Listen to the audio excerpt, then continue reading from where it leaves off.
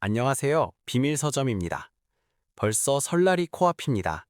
2월 16일부터 18일까지 3일간 한국 주식시장이 멈춥니다. 이상하지 않으세요? 명절이 다가올 때마다 계좌를 열어보면 왠지 모르게 찜찜한 기분이 드는 거 말이죠.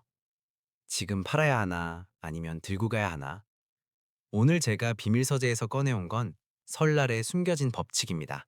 평범한 투자자들이 절대 알 수 없는 그 이면의 진실 말이죠.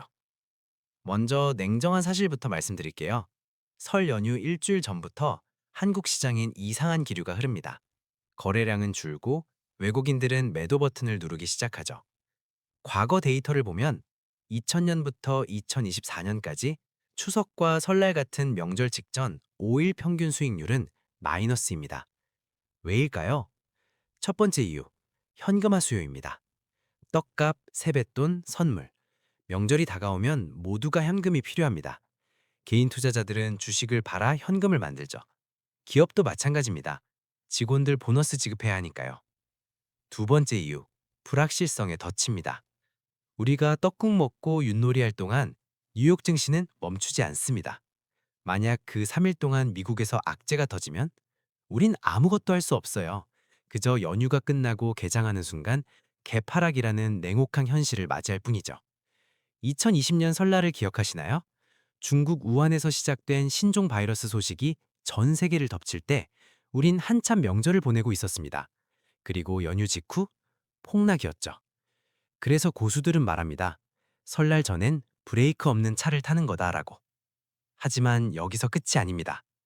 자, 이제 숨겨진 진실을 말씀드릴 시간입니다. 역사적으로 명절 직후 10거래일의 승률은 70%를 넘습니다. 설날 이후엔 오히려 시장이 반등하는 거예요. 왜일까요? 첫째, 억눌렸던 매수 심리의 폭발입니다. 연휴 동안 차곡차곡 쌓인 세뱃돈, 명절 보너스, 그리고 이번엔 진짜 사야지 하고 다짐했던 투자자들의 결심. 이 모든 게 개장 첫날 시장으로 쏟아집니다. 둘째, 해외 시장 동조화입니다. 만약 우리가 쉬는 동안 미국 증시가 올랐다면 한국 시장은 그 상승분을 한꺼번에 반영하며 강력한 갭상승을 만들어냅니다. 특히 2026년처럼 글로벌 반도체 슈퍼사이클이 진행 중인 시기엔 이 효과가 더욱 극대화되죠. 2026년은 더 특별합니다. 코스피가 역사상 처음으로 5,000포인트를 돌파한 해입니다. 삼성전자의 HBM4 공급이 본격화되고 해외로 떠났던 서학개미들이 국내로 회귀하는 시점이에요. 단순한 명절 효과가 아니라 실적 장세 2라운드가 펼쳐지는 겁니다. 그렇다면 우린 어떻게 해야 할까요? 대부분의 조조원은 이렇습니다. 전부 팔거나 전부 들고 가거나. 하지만 비밀서점은 다릅니다. 제가 제안하는 건 분할 전략입니다. 전략 1. 30% 현금화 플러스 70% 홀딩. 연휴 전 포트폴리오의 30%만 현금화하세요. 이건 심리적 안전판입니다. 만약 연휴 중 악재가 터져도 그래도 30%는 빼뒀으니까 하며 잠을 잘 수 있어요. 나머지 70%는 들고 가세요. 역사적으로 설날 이후 승률이 70%라는 걸 믿는 겁니다. 전략 2. 낙수 효과를 노려라. 모두가 삼성전자, SK 하이닉스만 돕니다. 하지만 진짜 기회는 2차 수혜주에 있어요. 제가 최근 강조했던 우주항공주 AI 바이오 소형주들 기억하시죠? 반도체가 끌어올린 지수의 혜택이 이제 막 이들에게 흘러갈 타이밍입니다. 연휴 이후 유동성 장세에서 이 소외된 우량주들이 폭발적으로 반등할 가능성이 커요. 올해는 정말 특별합니다.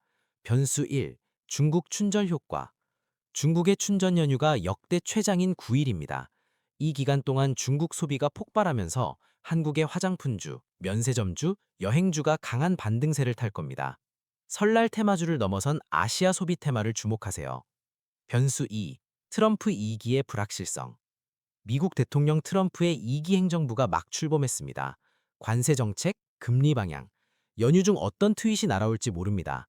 하지만 역설적으로 이런 불확실성은 단기 조정의 기회를 만들어주기도 하죠. 변수 3. 개인의 귀환. 작년 말부터 개인 투자자들이 미국장에서 한국장으로 돌아오고 있습니다. 코스피 5천이라는 역사적 고점이 만든 포모, 즉 소외 공포 때문이죠.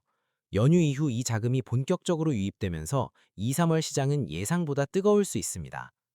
마지막으로 절대 하지 말아야 할 것 3가지. 첫째, 풀베팅 금지. 설날 이후 오른다며? 그럼 지금 올인. 이건 도박입니다. 70% 승률이라는 건 30%는 진다는 뜻이기도 해요.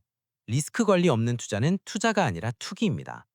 둘째, 단기 테마주의 올인 금지. 물류주, 식품주, 명절 테마는 분명 매력적입니다. 하지만 이건 단타의 영역이지 장기 투자가 아니에요. 설날 지나면 바로 꺼주는 불꽃놀이 같은 거죠. 셋째, 감정에 휘둘리지 마세요. 연휴 중 친척들이 모여서 야, 너 주식하냐? 요즘 다 빠진다던데?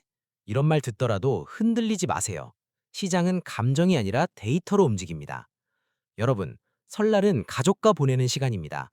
떡국 한 그릇 먹으면서 내 계좌 어떻게 됐을까? 걱정하지 마세요. 대신 이 영상에서 말씀드린 원칙을 지키세요.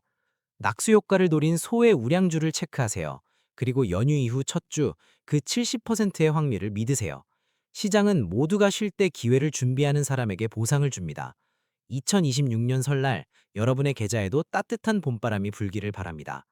오늘의 통찰이 도움되셨다면 구독과 좋아요 부탁드립니다. 더 깊은 종목 분석은 다음 영상에서 이어가겠습니다. 지금까지 비밀서점이었습니다.